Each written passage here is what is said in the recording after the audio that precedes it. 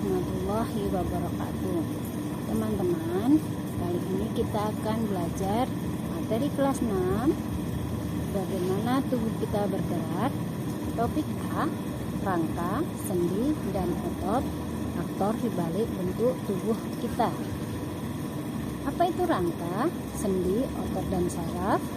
Untuk apa tubuh kita memiliki rangka, sendi, otot, dan saraf? Bagaimana rangka, sendi, otot, saraf membantu kita bergerak? Baik. Sendi dan otot, tubuh kalian bisa melakukan banyak jenis gerak. Jari tangan bisa menekuk, memegang, menulis, melempar, dan masih banyak lagi gerak lainnya. Lengan atas bisa kita putar, tekuk, dan luruskan. Kaki juga dapat ditekuk dan diluruskan. Kita juga dapat menggunakan kaki untuk berjalan, berlari, melompat, dan masih banyak lagi.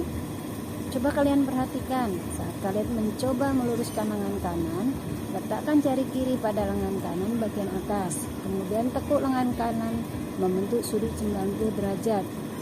Apa yang jari kanan kiri kalian rasakan? Saat kalian berlari, bagian betis belakang akan terasa tegang. Bagian yang terasa tegang tersebut merupakan otot yang membuat tulang-tulang kita bergerak. Otot mempunyai 3 sifat, yaitu kontraktilitas, otot bisa memendek ketika kontraksi; ekstensibilitas, otot bisa memanjang ketika relaksasi; elastisitas, otot bisa kembali ke ukuran semula. Otot pada tubuh manusia ada 3 jenis, yaitu otot polos, bentuknya otot gelondong seperti potongan-potongan kayu, bekerja tanpa kita sadari, tanpa diperintah. Terdapat pada saluran pencernaan, pembuluh darah, saluran pernafasan, dan sebagainya. Saat bernafas, otot diafragma dapat mengembang atau mengempis secara otomatis tanpa kita perintahkan. Otot lurik, bentuknya serabut seperti kabel, sering digunakan saat kita beraktivitas sehari-hari. Menempel pada rangka dan dapat dikendalikan secara sadar. Saat kita mengangkat benda, ototnya akan berkontraksi, membuat kita mampu mengangkat benda. Saat mengunyah, otot rangka pada bagian rahang akan berkontraksi dan menyebabkan rahang bergerak. Begitu halnya ketika kita sedang buang air besar. Otot jantung, bentuknya serabut dan membentuk anyaman antara serabut yang satu dengan serabut lainnya.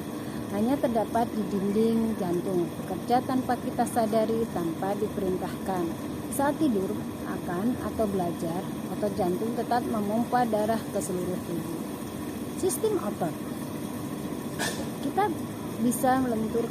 Gerak kita bisa lentur karena adanya sendi. Coba kalian bayangkan, jika jari-jari tangan dan kaki tidak mempunyai sendi, dapatkah tubuh kita berjalan dengan lentur? Akankah tangan dapat mengenyam dengan baik? Tanpa adanya sendi, badan akan kaku dan tidak bisa digerakkan dengan mudah, seperti boneka kayu atau wayang yang dimainkan oleh dalang. Karena sendilah kita dapat bergerak dengan leluasa.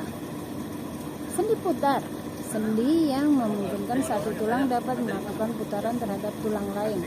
Contohnya yang terdapat di antara tulang leher dan tengkorak seperti yang kalian memutar kepala kalian. Sendi pelana, yaitu sendi yang dapat memberikan gerakan 2 arah. Contohnya, sendi penghubung tulang pergerakan tangan dengan panggal jari ibu jari.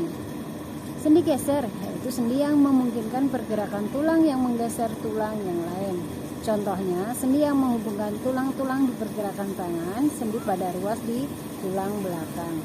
Sendi engsel, yaitu sendi yang memungkinkan tulang bergerak menyerupai gerakan pintu, bersifat satu arah, hanya dapat diluruskan atau ditekuk. Contohnya, sendi pada lutut dan siku. Sendi gulung, yaitu sendi yang punya gerakan 2 arah, bisa ke depan, bisa juga ke belakang atau ke kanan, ke kiri. Contohnya sendi pada rahang kalian.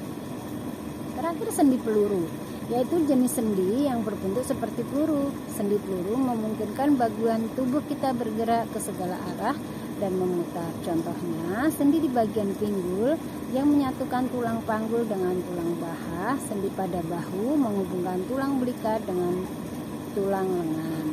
Baik, terima kasih. Semoga ilmunya bermanfaat. Terima kasih.